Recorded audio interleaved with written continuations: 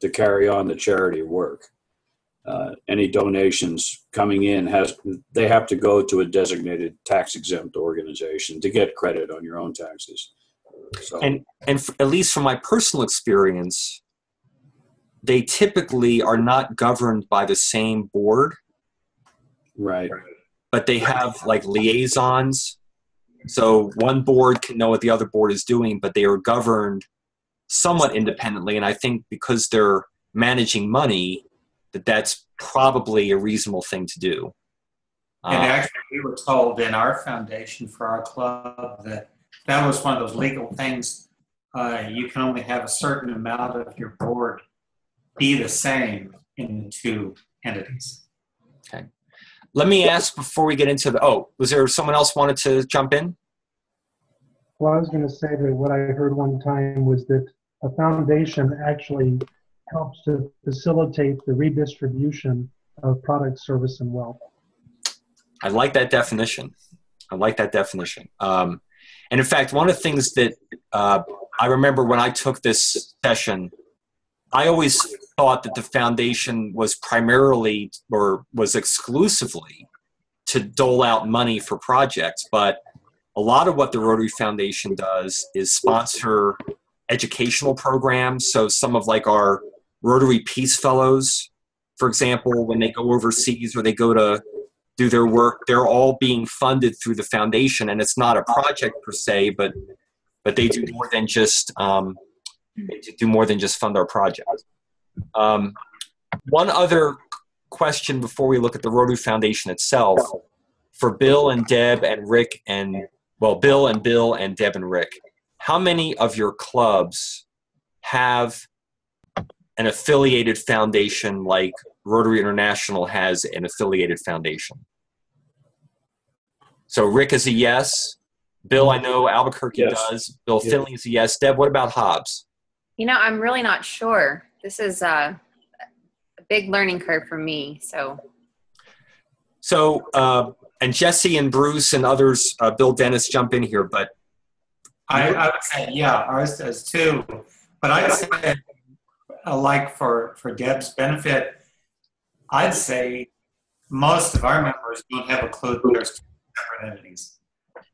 Right. We've had it for years. Most members have no clue. Right. And not all clubs have a foundation, even though they raise money. So it's not like you are obligated to have one. Bill, go ahead. And if this will make Deb feel any better, we just found out at our last meeting that although we were affiliated with I think it's sort of like the Carlsbad Foundation, and we have certain funds within that organization, we actually just received the first accounting with that just at our last board meeting, and we were so surprised at how much funds were in there, appreciating the capital appreciating. And so we can do much more now that we actually have some liaison from our club that's actually in that Carlsbad Foundation.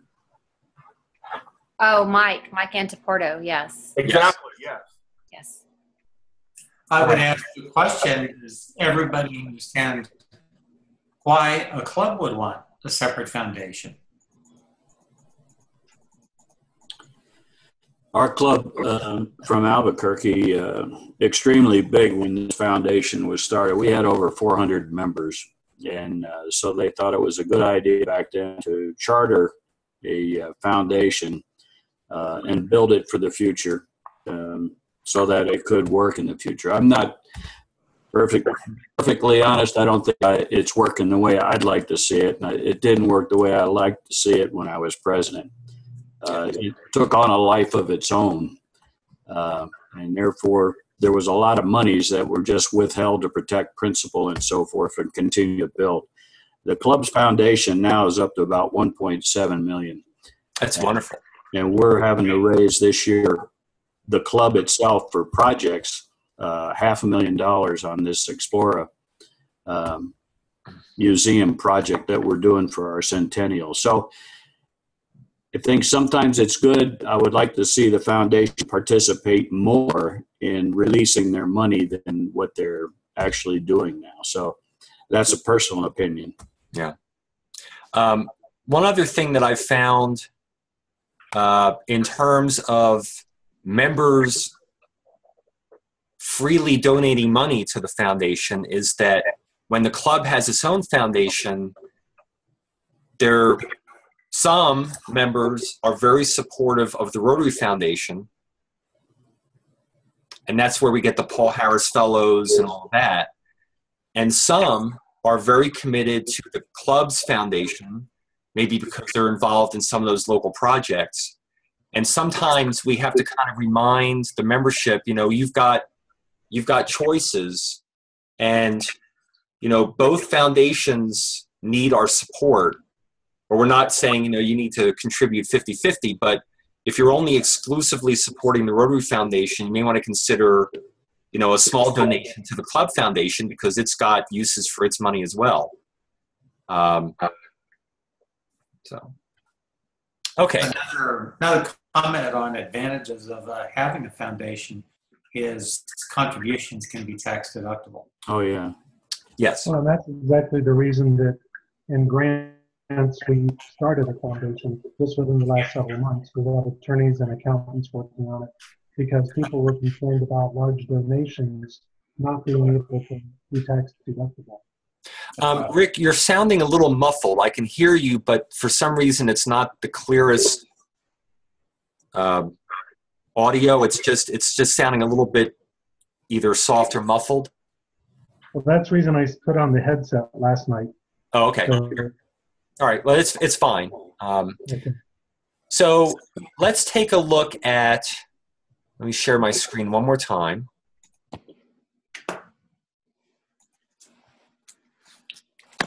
This attachment is in your materials. This is OF2, and if you haven't figured it out yet, each of the modules has a set of initials, so that's basically our foundation, OF2.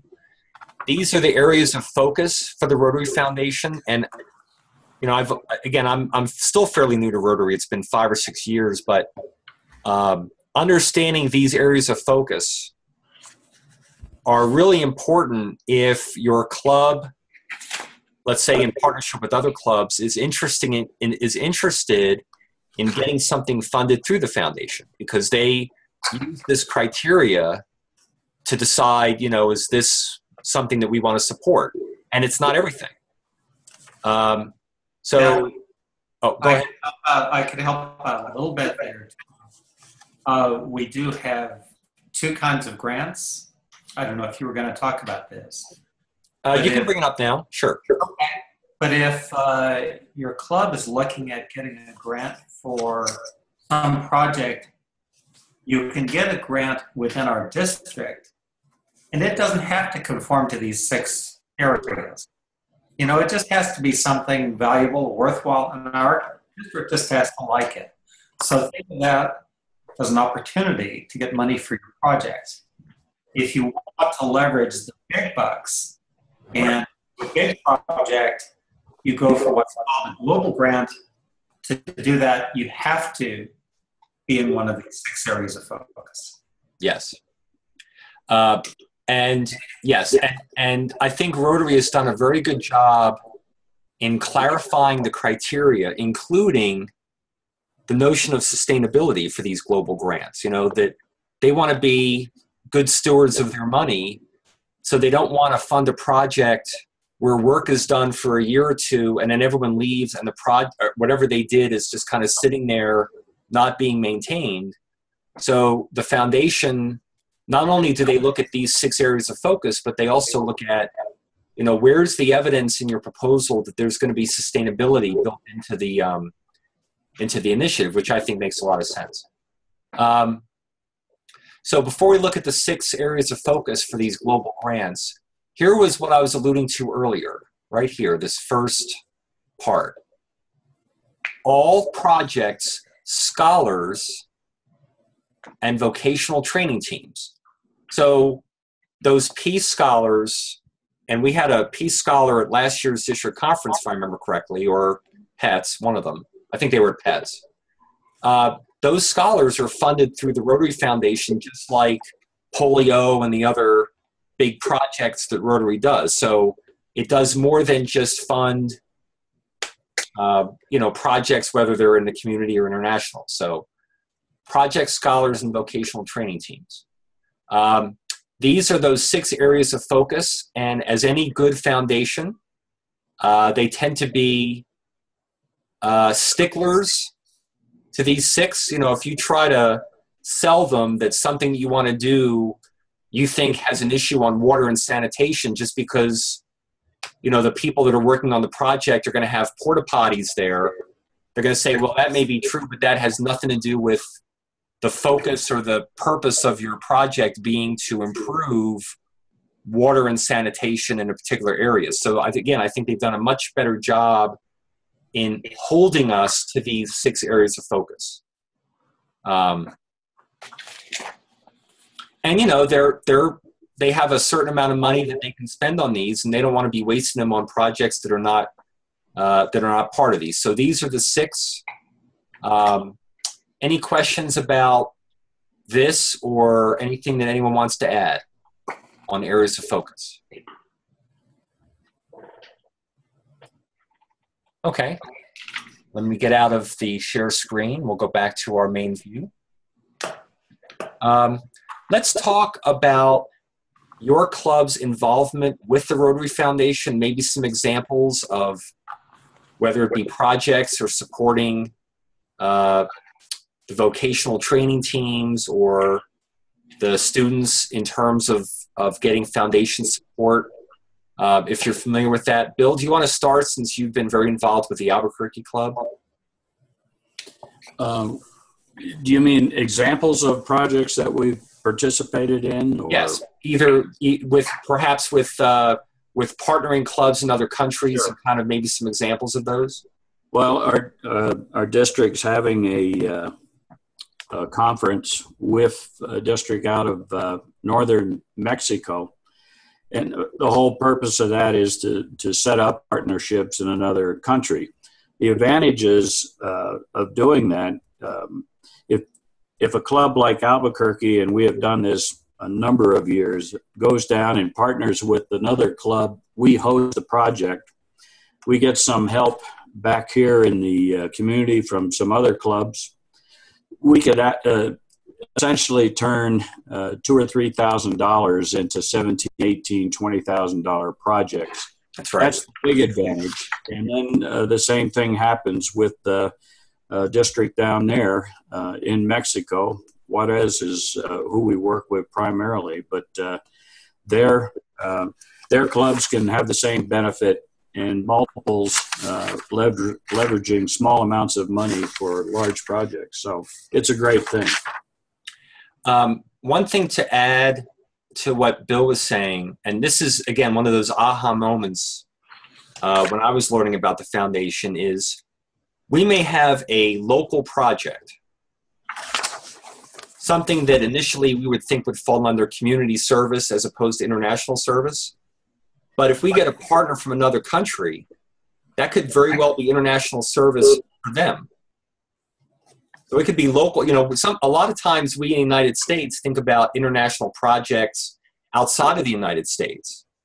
But we can have an international project that's done here if we can get clubs from other countries to support that project.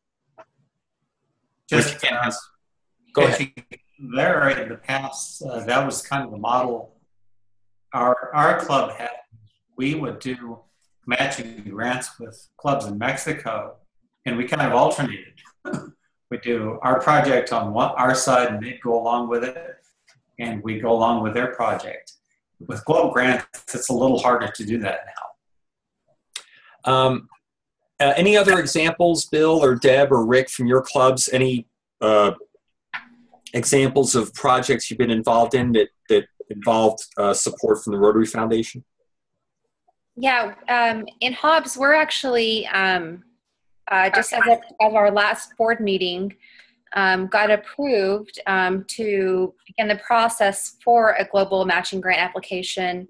The Hobbs and Lovington Rotary Clubs are partnering with the Houston and Bolivian nonprofit organization. It's called United for Change. They've been going over there since 2010 to support an international project empowering women and families in mining communities of Bolivia. So this is a project that we started about 4 years ago, and finally the board this year, we have gone into a MOU to begin the process of actually making a larger financial contribution. And so it's the Bolivian Club is kind of the one that's putting everything together and starting the grant process for us. So very big and very brand new for me, but it's a task that I did not have in my tools, but I'm very happy to accept the challenge and learn as I get to go. How did you all connect with the club in Bolivia? How did that happen? Okay, so a member of the Lovington Club, Dr. Murillo, she is from the community in Bolivia. And her husband, Dee, he is a member of the Hobbs Rotary Club. And Dr. Murillo's sister, Hamina, she actually works for the nonprofit organization United for Change. And she lives in Houston. And they have a third sister who is still in Bolivia, and she assessed the needs down there and found that for us. That's great. So it's perfect. I live in Lovington. It's 20 miles away from Hobbs. So we're able to partner very closely. And we do have a local foundation, the Maddox Foundation here, which is a big foundation that awards scholarships to students. And the CEO of that organization has stepped up to basically be the brains behind this organization for us. So I know it's going to take great strides within the next year, but it's a 3-year commitment that we will be starting, immediately. And actually, you raise a very good point. Unlike other club committees, like membership and others, generally speaking, whoever is overseeing a club's role with the Rotary Foundation, if at all possible, they try to keep that appointment for 3 years. Mm-hmm. Because, as you just pointed out, Deb, these projects don't just happen overnight. So if you have someone who is really involved over several years, it just makes the continuity and the support of that initiative that much easier, because they just take time. Right, it does, and it's started 3 years ago, and it just is really now kind of came into fruition for us to where we really see the needs. And like I mentioned on Monday, that was one of my very first meetings that I attended. I heard this presentation, and I immediately knew this is what I wanted to do. And like I said, I'm going on this trip this April. So, kudos to our, for us to do something like this. It's very exciting. Congratulations. Yeah, thank you. Any other examples from your own club experience? Amaryllis, since you all are in the Caribbean, do you all get involved in international projects, and what types of projects do you all work on? Yes, my club is a fairly new club. We are celebrating just this month our 2nd year. So we have done projects with district grants, and we have served as the marketing arm of a big $90,000 project that involves 7 clubs and foundation. And this is with Haiti. And the host of that project is actually our district governor nominee, which also happens to be our grants chair. So it's been a great experience. We're getting ready for phase 2 of this. It's a water project to harness rainwater for a community in Haiti, and we are staging the entire project as a pilot, as a model, so that we can replicate these structures in other places, having gone through the grants, how much it costs, the implementation, teaching everyone how to keep and maintain their facilities. But I am about to present a project which is in partnership with toilets for people. And this is a compost toilets project, which we begin to start. I have a proposal from the organization for $20,000. And I say, that's too small. I need a big project. We need to make this to 30,000 because I want to go big and wide with this. So I'm in the process. I'm excited. But my partner, which is how I came to Rotary, the long-standing Rotarian, and when I say long-standing, his grandfather used to take him to Rotary meetings when he was president, and then his dad was president of that club as well. And he's a foundation chair forever and a day, and his club is the oldest in our district, Rotary Club of St. Thomas. They do a lot of foundation grants. They work very closely with the foundation, so I have had the chance to learn and get very enthusiastic about what we really can do, and we really should be pushing big time that we have resources that it's very difficult for other organizations to get in 3 months. No, they cannot even dream about it. And there's, I think for me, there is 3 main components of that. One, absolutely fellowship makes it happen. Second, good understanding of how the foundation works. And third, a commitment to see the project through. Yes. Thank you for the opportunity to contribute. Well, and it just dawned on me, you know, I get these aha moments. Here we're doing these Rotary Leadership Institute demos with districts all over the world. You know, maybe we have opportunities for some partnerships beyond just RLI. Absolutely.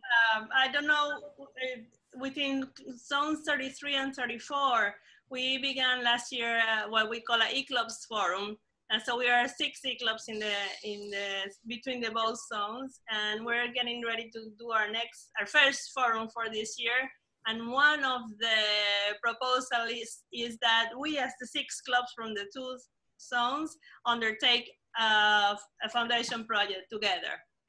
So yeah, we're looking forward to something like that. Excellent. Well, we will make sure that we think about that as we continue these international video conference sessions. All right, one thing that I do want to show, we've got about 10 minutes left before we take a quick break, but the last page in your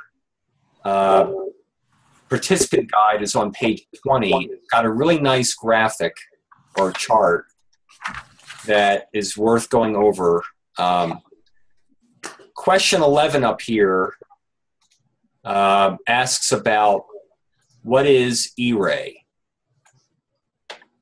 Anyone have an understanding of what E-Ray is and how we use it?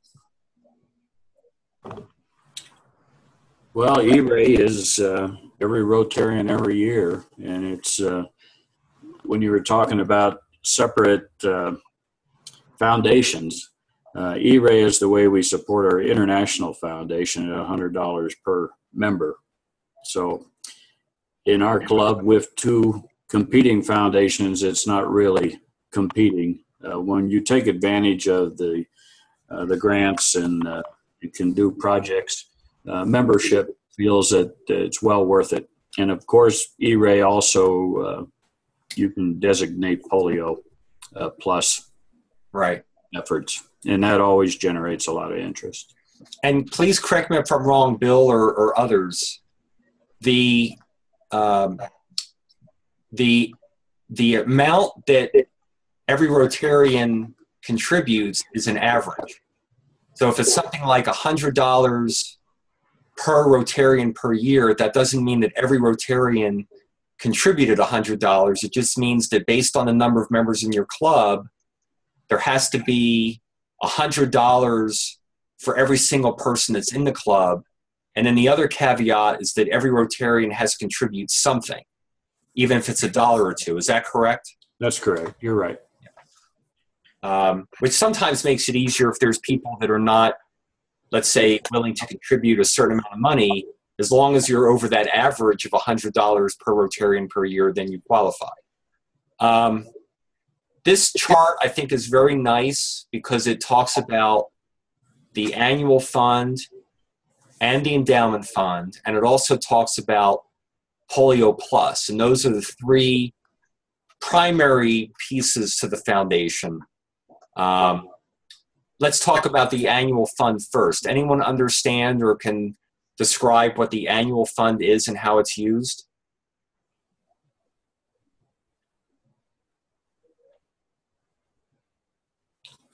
I guess the first question may be, do y'all understand how the money flows? Is this in another one of our discussions, or is this the time we should talk about money flow, Jeff? We can talk about money flow here. I mean, it's asked as kind of an open-ended question, but we can talk about the money flow here. Yes. Yeah, actually, you'll see it in that top box under annual fund. It talks about the third year. Kind of the way that the annual fund works is Rotarians from all over contribute to the annual fund. That money goes in a given year. And the idea was that it stays at the Rotary Foundation for 3 years. The original intent was that it's going to gain interest, and the interest is what was used to oversee and manage the annual fund. So in that way, there was no other extra money needed to run it. After 3 years, that money gets redistributed to the districts. It's distributed in several ways. And actually, here's where we probably need the chart, because part of it goes to the district for district grants. Part of it can go to the district for global matching grants. And I'm going to probably stop at that before I say something wrong.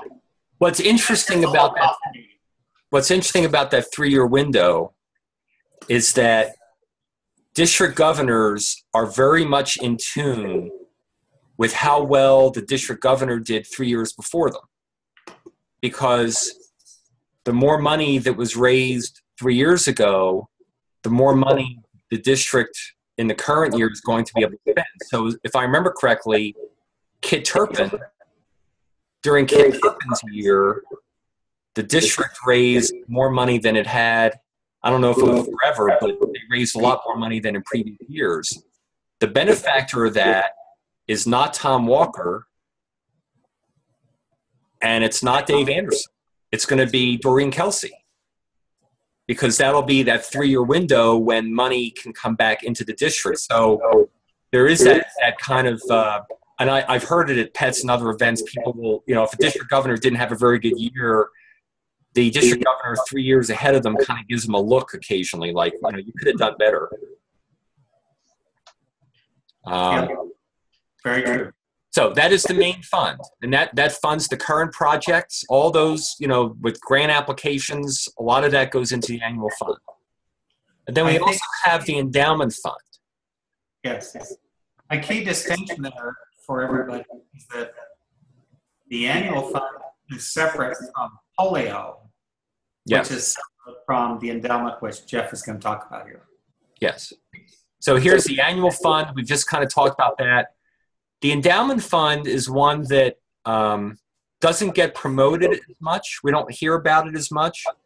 But like any endowment, it's really for the future. Rotary wants to be vibrant and alive 10, 20, 30, 50 years down the road. So if you choose to give money to the endowment fund, that's going to go into the fund that's going to keep Rotary going years from now. It's not going to go to, let's say, funding projects this year, which is the annual fund. But it's the fund that kind of, keeps things going. And again, the notion is that as the endowment fund grows, Rotary can then use that money in the future for things that it wants to do, but it doesn't touch that money currently. It's really designed for future use, just like other endowments. And Tom Lindsay, who has been district foundation chair in the past few years, told me that the endowment fund does have some donors in our district. There's not a lot, but a few. And he said very often these are donations done through wills. Yes, that's right. Wills, trusts, things like that, because they're future oriented anyway. That's correct. The third primary place to donate is Polio Plus. And again, when you donate to the Rotary Foundation, whether you do it through Rotary.org or you do it through another means, you choose how you want your money to be allocated when you contribute. So you can go in and say, I want this amount to go to the annual fund, and so on. A few other things while we're on this chart, and then we will close out this session. So Paul Harris Fellows, which probably all clubs have at least one, but some have many of them. These are the people that either personally or from others contributing on their behalf have $1,000 provided to the annual fund. And again, when we do contribute to the annual fund, we get points. So Rotary has a very nice points system, and those points are often used to have family members or friends or others in the community become Paul Harris Fellows. So that's fairly common, but all of that is money that goes to the annual fund. Then we have the Paul Harris Society. Can I jump in there, Jeff? Yes. You mentioned the points. I think it's an important thing to know that many people have no clue of, and particularly this might interest Deb, that clubs have points because of grants that they've gotten. Clubs themselves have points, and you may have no clue. When I was president, this was 5 or 6 years ago, I got a report and it said, your club has 26,000 points. I mean, we could have awarded 26 Paul Harris Fellows on the spot if we had chosen to, but unless you're in the middle of a meeting where these club points are talked about, you have no clue that your club has them. And I would suggest to all of you, you could go, your president and your secretary, and go on to the RI website and actually get a report that shows those points that you can apply. And a good way to apply them is give 500 of them to somebody that will put in $500 to get their first Paul Harris Fellow. It's a way of encouraging. Yep. And one other thing before I forget is in the last year or two, Rotary.org, which I think is a much better website than it used to be, they set up a Rotary Direct where you can automatically have money going into the Rotary Foundation every month, every quarter, like you do with, let's say, other charitable contributions. And if I remember correctly, and Bruce can, I know Bruce is involved in this, I believe the number of members of your club that are involved in Rotary Direct is one of the criteria for the presidential citation. Is that correct? That's correct. Yeah. So, and it's easy because you're not writing checks. You're not, it's just regular contributions to the Rotary Foundation. Paul Harris Society is $1,000 every year, and that's a promise. But it's not like if I don't achieve it 1 year, they're going to come out with, branding weapons. But you do make a commitment to the best of your ability that you're going to try to contribute $1,000 each year. And as Jesse pointed out, the money itself goes to a Paul Harris Fellow, but then you also get the subsequent ones. And then a lot of these in this this right-hand column, these are the major donors. The Arch Clump Society and major donors, and there are some of these in the district. And whenever we have international conferences or district conferences, they certainly get recognized for their contributions. So a lot of ways to donate, including the raffle that the district does every year for the Choose Your Cruise or whatever they're calling it now. So plenty of opportunities to support the Rotary Foundation. And even though we're doing very well in polio, we don't want to stop our contributions until we're totally done. And then, of course, they may come up with something else. So, Okay, before we close, any final questions? And again, I apologize for Dom not being able to join us tonight. He is quite knowledgeable on the foundation, but hopefully this gets us through a good piece of it. Any questions or comments before we close this section? No. Okay. If not,